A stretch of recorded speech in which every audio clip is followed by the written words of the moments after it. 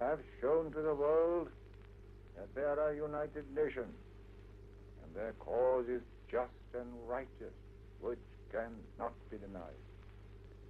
Let us on this day humbly thank God for his bounty and pray that we might be able to prove that we are worthy of it. قائد-اعظم محمد علی جناح کا یہ پیغام آج سے 25 برس پہلے صبح آزادی کے ساتھ گونجا اور مسلمانوں نے بر صغیر میں ایک نیا وطن پایا۔ اپنی زندگی کے 25 برس میں پاکستان بے شمار مشکلات اور آلام سے دوچار رہا، لیکن کوئی دور اتنا کٹھن، اتنا صبر آزما نہ تھا جتنے پچھلے 1.5 سال میں گزرا ہے، جس نے پاکستان کی بنیادوں کو ہلا دیا۔ اس کا ایک حصہ اس سے بچھڑ گیا اور وہ اساس اور نظریہ پھر شبے میں پڑنے لگا جس کی بدولت یہ ملک حاصل کیا گیا تھا۔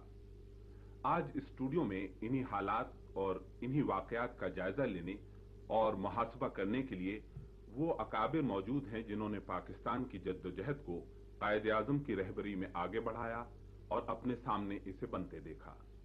میری مراد جناب امیر احمد خان راجہ صاحب آف محمود آباد اور مولانا جمال میاں فرنگی محلی سے ہے۔ ان کے ساتھ ڈاکٹر زوار زیدی بھی تشریف رکھتے ہیں جو لندن کے school of oriental and African studies میں پروفیسر ہیں اور جنہوں نے مسلم لیگ کی دستاویزات کو محفوظ کرنے کی بڑی تگ و دو کی ہے۔ راجہ صاحب، کیا وہ نظریہ اور اساس جس نے پاکستان بنایا اب بھی ہمارے لیے برقرار ہے یا ہم اس تخلیقی تصور سے بچھڑ گئے ہیں؟ زیادہ مناسب یہ ہے کہ مولانا جمال میاں صاحب اس پر روشنی ڈالیں۔ امیر محفل تو راجہ ہی صاحب ہیں، مگر ان کے ارشاد کی تعمیل کرتے ہوئے میں اپنے خیالات کا اظہار ان سے پہلے کرنے کی بے ادبی کرتا ہوں۔ سب سے پہلے تو میں اس کی وضاحت کر دینا چاہتا ہوں کہ 14 اگست سن 47 کو جو تقسیم عمل میں آئی وہ مسلمانوں کے مطالبے سے بالکل مختلف تھی۔ ہم نے سن 40 میں لاہور کے اجلاس میں جس قومی وطن کا نصب پیش کیا تھا اور سن 46 کے دلی کے کنونشن میں جس کی توثیق کی تھی اس کا اصول باقی رہا۔ جو ہمارے سفر کا آغاز تھا، بدقسمتی اور کم ہمتی سے ہم نے اس کو اپنی آخری منزل سمجھ لیا۔ راجہ صاحب کا ایک شعر مجھے یاد آ رہا ہے، سفر ہے دور کا اور ناتوانی مجھ سے کہتی ہے جہاں تو تھک کے بیٹھا ہے وہی منزل نہ بن جائے۔ جن اسباب اور حالات نے پاکستان بنایا تھا وہ تو آج بھی اسی طرح موجود ہیں جس طرح سن 47 میں تھے۔ بنگلہ دیش کی حمایت کر کے ہندوستان نے بھی مسلم اکثریت کے علاقے کی علیحدہ آزاد حکومت کے قیام کو خود بھی تسلیم کر لیا ہے۔ تو اب پاکستان کے وجود اور اس کے نظریے میں شک کرنے کا کوئی سبب نظر نہیں آتا ہے۔ نہ تم بدلے نہ ہم بدلے نہ دل کی آرزو بدلی، میں کیسے اعتبار انقلاب آسما کر لوں۔ ڈاکٹر زوار زیدی، آپ اس بارے میں کیا کہیں گے؟ میں مولانا صاحب سے اتفاق کرتا ہوں، لیکن جس صداقت اور نظریے کا آپ ذکر فرما رہے ہیں وہ بدقسمتی سے تقریر اور گفتار تک محدود رہا۔ نعروں سے قوموں کی حوصلہ افزائی تو ہو سکتی ہے، لیکن قوموں کی تعمیر ناممکن ہے۔ اس اہم کام کے لیے جوئے، شیرو، تیشو، سنگ گرانچہ کی ضرورت تھی۔ اگر نظریات مولانا صاحب صرف نظریات رہیں اور ان پر دامے، درمے، قدمے اور سخن عمل نہ کیا جائے تو کسی تصور کو بھی عملی جامہ نہیں پہنایا جا سکتا۔ ہمارے ملک کی تاریخ شاہد ہے کہ ہمارے ارباب حل و عقد نے ملک اور قوم دونوں کو خیرباد کہہ کر بدقسمتی سے اپنے مفاد اور اپنے حوالیوں کے مفاد کو ترجیح دی۔ نظریے کا جہاں تک تعلق ہے وہ آج بھی موجود ہے، لیکن ساتھ ساتھ قائد اعظم کی اس تقریر کی طرف میں آپ کو اشارہ کرنا چاہتا ہوں جس میں انہوں نے یہ فرمایا تھا کہ مذہب، ثقافت، زبان کے علاوہ مسلمانوں کے سامنے ایک اور اہم سوال بھی ہے، اور وہ یہ کہ ان کا مستقبل جب ہی روشن ہو سکتا ہے جب وہ ملک میں پوری طرح سیاسی، سماجی اور اقتصادی حقوق حاصل کر لیں۔ میرا سوال یہ ہے کہ ہماری اس 25 سال کی تاریخ میں کیا ہم نے وہ کام کیے جو خاص کر اقتصادی اور سماجی حقوق کی طرف اشارہ کرتے ہیں؟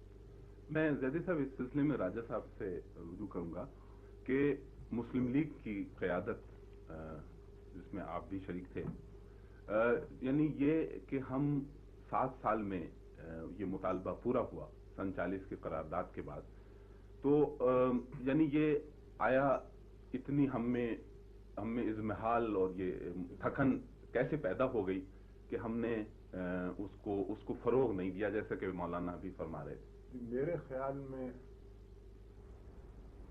ہم لوگوں کو توقع نہیں تھی کہ 1947 میں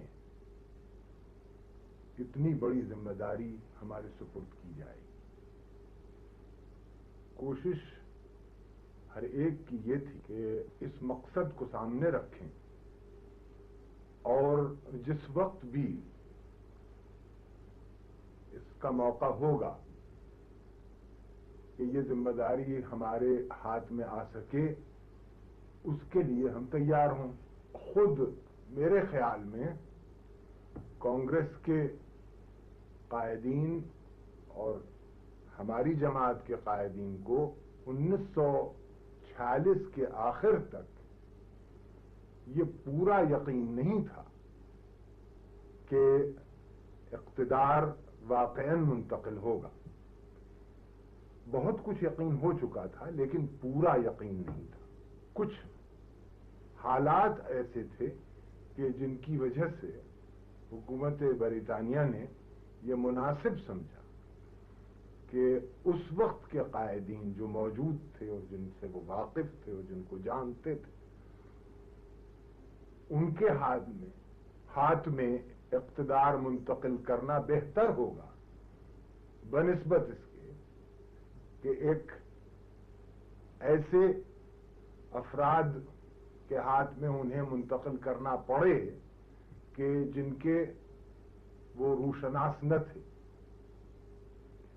اور یہ سبب تھا کہ بر صغیر میں انہی نے یہ طے کر لیا تھا کہ ان حالات میں اب ان کی وہاں موجودگی مناسب اور مفید ان کے حق میں خود نہیں ہے، بلکہ اگر اس قیادت کے ہاتھ میں اقتدار منتقل ہو گیا اور پہنچ گئیں وہ چیزیں، حکومت کا انتقال ہو گیا ان کے ہاتھ میں، تو وہ تعلقات جو برطانیہ اور بر صغیر کے تھے وہ ایک حد تک قائم رہیں گے۔ لیکن اس میں صاحب اگر اجازت ہو تو میں اس میں ڈاکٹر صاحب نے جو ابھی سوال اٹھایا اور آپ نے مزید راجہ صاحب کو امر کی طرف متوجہ کیا، میں اس کے متعلق کچھ عرض کر دوں۔ جی، اور اس کے ساتھ ساتھ میں جیسے کہ ڈاکٹر صاحب نے بات کہی تھی سماجی اور اقتصادی مسائل کی، اس کے ساتھ میں ایک اضافہ یہ بھی کرنا چاہتا ہوں کہ کچھ ایسا تو نہیں تھا کہ خود مسلم لیگ کی قیادت نے وہ جمہوری روایات قائم نہیں کی جن کی وجہ سے وہ ملک چل سکتا تھا۔ دیکھیے، میں ایک چیز کی وضاحت کر دینا چاہتا ہوں کہ گزشتہ سال جو واقعہ پاکستان میں پیش آیا، عظیم حادثہ جس میں پاک مشرقی حصہ مغربی سے الگ ہو گیا، اس کو میں اپنی اور اپنے ملک کی کمزوریوں کی وجہ سے نہیں سمجھتا ہوں۔ ہم سے زیادہ کمزور اور پراگندہ لوگ دنیا میں موجود ہیں اور ان کی مملکتیں قائم ہیں۔ پاکستان کو ٹکڑے کرنے میں ان طاقتوں کا حصہ ہے جو ایک عظیم مسلم سلطنت کی بقا کو اپنے سامراجی عزائم کی راہ میں حائل سمجھتے تھے۔ یہ حادثہ محض ہماری خامیوں اور کمزوریوں کی وجہ سے پیش نہیں آیا ہے، اس میں کسی اور کی بھی ستمگاری کا سلیقہ ہے۔ مگر ڈاکٹر صاحب نے جو بات ابھی فرمائی اقتصادی امور کی طرف متوجہ کرنے کے لیے۔ پاکستان جس دن سے بنا، پاکستان کی حکومت کی یہ کوشش رہی کہ ان علاقوں کی اقتصادی حالت بہتر ہو۔ بدقسمتی سے ہمیں تقسیم میں جو علاقہ ملا اس میں صنعتیں نہیں موجود تھیں، اس میں ذرائع نقل و حمل کے نہیں تھے، حکومت کے منظم حکومت کرنے کے اسباب و وسائل جیسے ہندوستان میں تھے وہ پاکستان کو تقسیم میں ملنے ہی نہیں پائے۔ اس لیے ہمارے قائدین نے ابتدا سے یعنی نیو کی اینٹ سے کام شروع کیا، اور یہ سمجھنا کہ پاکستانی قیادت نے اقتصادی امور کو نظر انداز کیا یہ صحیح نہیں ہے۔ میں دعوے سے کہہ سکتا ہوں کہ جو مسلمانان بنگال کی حالت پارٹیشن سے پہلے تھی اس سے کہیں زیادہ بہتر اس وقت ہے، اس وقت تھی، یعنی اس حادثے سے پہلے اب جو حالت ان کی ہو اس سے میں نہیں صحیح طور پر عرض کر سکتا، کیونکہ میرے خیال میں ان کی حالت بہت ہی اس وقت اقتصادی طور پر بھی تشویشناک ہے۔ اسی طرح سندھ اور دوسرے علاقوں میں بھی مسلمان بڑے پسماندہ تھے اقتصادی طور پر، اور پاکستان بننے کے بعد حکومتیں چاہے کیسی ہی رہی ہوں ضرور ان کی اقتصادی حالت بہتر ہوئی اور انہوں نے ترقی کی۔ ہاں، یہ آپ کہہ سکتے ہیں کہ جن امیدوں کے ساتھ یہ وطن بنایا گیا تھا، جن توقعات کے ساتھ، وہ ہم نہیں پوری کر سکے، یہ صحیح۔ میں مولانا صاحب سے بالکل اتفاق کرتا ہوں۔ ڈارلنگ نے اپنی کتاب میں نہ صرف بنگال کے مسلمان اور سندھ کے مسلمانوں کی طرف توجہ دلائی ہے بلکہ پنجاب کے کسان کے لیے کہا ہے کہ یہ کسان قرضے میں پیدا ہوتا ہے، قرضے میں جیتا ہے اور قرضے میں مرتا ہے۔ میں عرض یہ کروں گا کہ 1947 میں جو قوم اور جو مسلمان ان تکالیف کو جھیل کر جو ان پر 1947 میں پڑی اور ان تمام وسائل جو کسی حکومت کو چلانے کے لیے موجود ہونے چاہیے ان کی غیر موجودگی میں اس سلطنت کو ایک اچھے ڈھرے پر چلا سکتے تھے۔ کیا وجہ ہے کہ اس امتحان کے وقت ہم کامیاب ہو گئے جب دنیا یہ کہتی تھی کہ پاکستان خدا نخواستہ قائم نہیں رہے گا، اور ان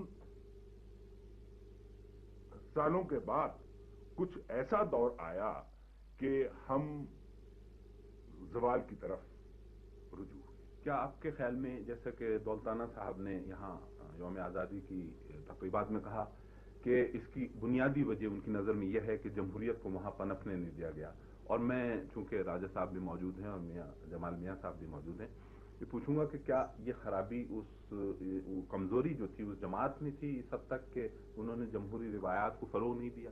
مجھے اگر اجازت ہو تو اس سلسلے میں کچھ عرض کروں، اور وہ یہ ہے کہ عام طور پر یہ کہا جاتا ہے کہ قائد اعظم جمہوری طریقے سے فیصلے نہیں کیا کرتے تھے۔ میرا یہ صرف عقیدہ نہیں بلکہ اپنی پوری ریسرچ کا لب لباب ہے کہ کوئی فیصلہ نہ کاؤنسل میں نہ ورکنگ کمیٹی میں مسلم لیگ کی آج تک کیا، جب تک قائد اعظم زندہ رہے کیا گیا، جب تک کہ تمام کاؤنسل اور ورکنگ کمیٹی کے ممبران نے اس پر بحث نہیں کی۔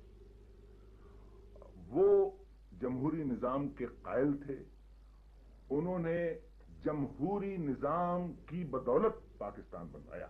جیسا دولتانہ صاحب نے کہا کہ پاکستان اس جمہوری جد و جہد کا بچہ ہے، یعنی دوسرے اگر اور ممالک آزاد ہوئے ہیں تو ان میں ریفرینڈم کی ضرورت نہیں ہوئی۔ یہاں سلیکٹ میں ریفرینڈم کیا گیا، نارتھ ویسٹ فرنٹیئر پروونس میں ریفرینڈم ہوا، پنجاب کی اسمبلیوں نے ووٹ دی، بنگال کی اسمبلیوں نے ووٹ دی۔ تو یہ خیال کہ شاید اس قیادت میں جمہوریت نہیں تھی، یہ بالکل غلط ہے۔ لیکن بعد میں جو حالات گزرے ان میں تو یہ ظاہر ہے کہ وہاں جمہوریت کو ختم کیا گیا، جس کی بنا پر یہ حالات پیدا ہوئے۔ اور دوسرا جمال میاں صاحب، یہ سوال پیدا ہوتا ہے کہ جو اصل قرارداد تھی اور اس میں جو صوبوں کو حقوق دینے کا وعدہ کیا گیا تھا، آیا اس پر ہم قائم رہے؟ آپ کے سوال کا پہلا جو قیادت جو جمہوریت سے متعلق ہے، میں کوئی اس پر بحث نہیں کرنا چاہتا۔ میرا حقیقی خیال یہ ہے کہ ہمارے زوال کا اصلی سبب قیادت کا فقدان تھا۔ یعنی جس شخصیت کا آدمی قائد اعظم محمد علی جناح ہم کو اللہ نے دیا تھا، بدقسمتی سے ہم ویسے لوگ مسلسل نہیں پا سکے، اور ہماری قوم طرز حکومت چاہے وہ جمہوری ہوتا یا کوئی اور ہوتا، اس سے آگاہی نہیں تھی، اس کو آزادی نئی ملی تھی، یہ سب تجرباتی دور میں تھے کہ کیسا نظام حکومت ہو، لوگوں کی نگاہ اصل میں اس فرد پر رہتی تھی جو حکومت چلا رہا ہو۔ قائد اعظم کی حالت یہ تھی کہ ان کی طرف ایک قوم پوری کھچ کے چلی گئی تھی، اس کے بعد یہ رتبہ قائد ملت لیاقت علی خان کو بھی حاصل رہا، اور لوگوں نے بھی رفتہ رفتہ حاصل کیا، اور میں پاکستان میں سمجھتا ہوں کہ ایک نئی جوان قیادت ابھر رہی ہے۔ ممکن ہے کہ اللہ پھر ہم میں وہی جذبہ پیدا کر دے، وہی قوم کو پورے کسی ایک شخص میں متفق کر دے۔ میرے خیال میں اصل میں نظام حکومت زیادہ فقدان قیادت تھا۔ دوسری چیز جو آپ نے فرمائی، دوسری بات لاہور ریزولوشن اور صوبائی اختیارات کے متعلق، میں یہ عرض کر دوں کہ ہم لاہور میں ہماری ایک تجویز تھی، پھر دلی کنونشن میں ہم نے ایک ریزولوشن پاس کیا، یہ سب تو ایک جذبے کے ترجمان تھے جو ہمارے دل میں پورے بر صغیر کے مسلمانوں کو ایک وطن دینے کے سلسلے میں تھا۔ یہ سب سیکنڈری چیزیں تھی کہ صوبے کو اختیار زیادہ ہو گئے یا مرکز کو، ہم چونکہ مسلمانوں کے لیے مفید سمجھتے تھے کہ صوبائی خود مختاری زیادہ ہو، اس لیے ہم اس وقت صوبائی خود مختاری پر زور دے رہے تھے۔ پاکستان کے قیام کے بعد ہم نے اس پر اس لیے زور نہیں دیا کہ ہمارا اصلی نصب العین ایک وفاقی نظام یا ایک وحدانی نظام نہ تھا، ہمارا اصل مقصد تو تھا کہ مسلمان آئندہ اپنے ایک مملکت پا جائیں، اس لیے ہم نے اس پر زیادہ زور نہیں دیا کہ صوبوں کو کیا اختیارات ملتے ہیں۔ جی، میں اب راجہ صاحب سے یہ میں اس کو ختم کر دوں ایک چیز کہ اس پر میں اس بحث کو لاہور ریزولوشن وغیرہ پر بہت گفتگو ہو چکی ہے اور آج کل بھی اس کا ذکر کیا جا رہا ہے، لیکن اصل بات یہ ہے کہ جب تک بر صغیر میں تنگ دلی اور تعصب موجود ہے اور ہندو مسلمان سکھ عیسائی یہ ایک علیحدہ حیثیتیں موجود ہیں، جب تک میں نہیں سمجھ سکتا ہوں کہ پاکستان بنا کر مسلمانوں نے کیا غلطی کی۔ لیکن راجہ صاحب، اس سلسلے میں جیسے کہ جمال میاں فرما رہے تھے کہ صوبوں کا مسئلہ یا اس وقت اختیارات کا مسئلہ ہمارے ساتھ ذہن میں نہیں تھا، لیکن سوال یہ ہے کہ کیا آپ کی نظر میں صرف مذہب کی بنیاد پر کسی لوگوں کو اکٹھا رکھا جا سکتا ہے؟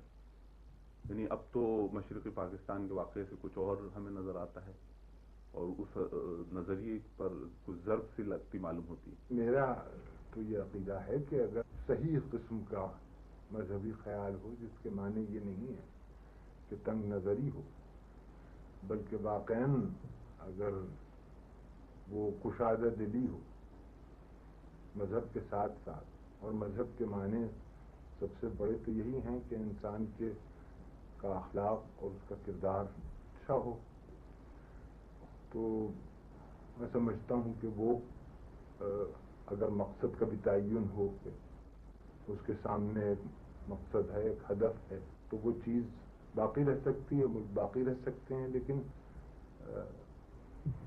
مولانا نے جو چیز فرمائی تھی کہ بہت سے ایسے عناصر سازش میں شریک تھے کہ پاکستان کو ختم کریں، اور اب بھی ہیں، اور وہ سب سے زیادہ جو چیز کھٹک رہی تھی اور کھٹک رہی ہے اب بھی، وہ مسلمانوں کی وہ طاقت ہے کہ جو ان کو ظاہر ہے کہ مذہبی بنیاد پر حاصل ہے، اور وہ یقین ہے جس سے دنیا گھبرا رہی ہے، جو غیر مسلم دنیا،